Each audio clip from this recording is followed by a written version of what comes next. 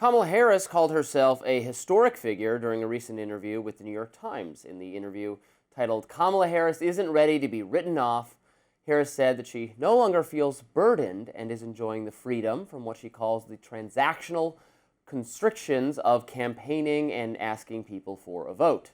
The former vice president continued, telling the outlet, quote, "I understand the focus on 28 and all that, but there will be a marble bust of me in Congress. I am a historic figure like any vice president of the United States ever was.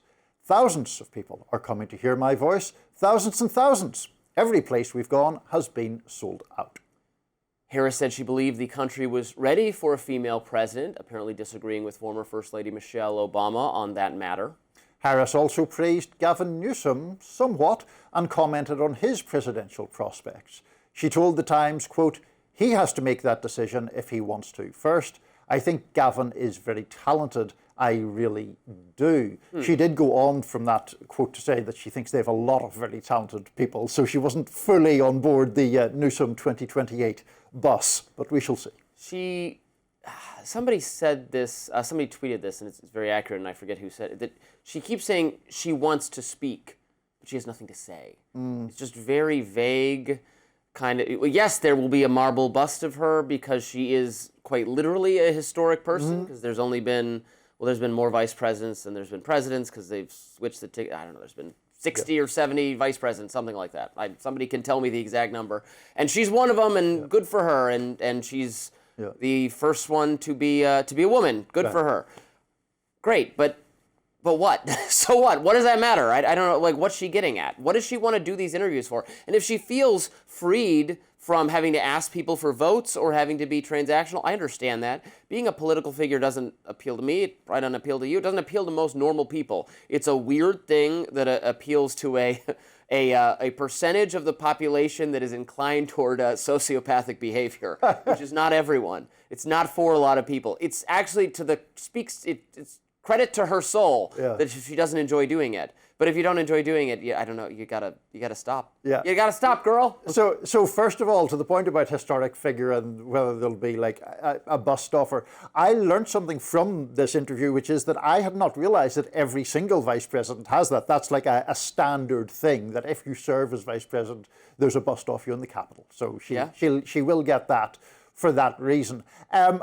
Partly I think, look, there is some public appetite for her. I mean, she has sold apparently 600,000 copies of the book, which I was frankly a little bit surprised by. A lot of copies of a book in this day and age. Yeah, and I hadn't thought that there was necessarily that appetite.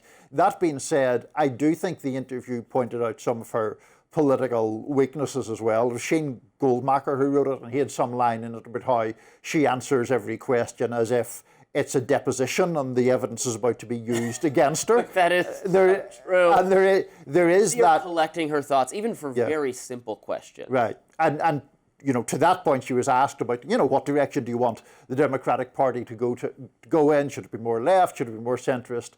And she said that even though she acknowledged it was corny, she thought the party should be for the people, which of course is also the slogan of her was the slogan of her previous campaign.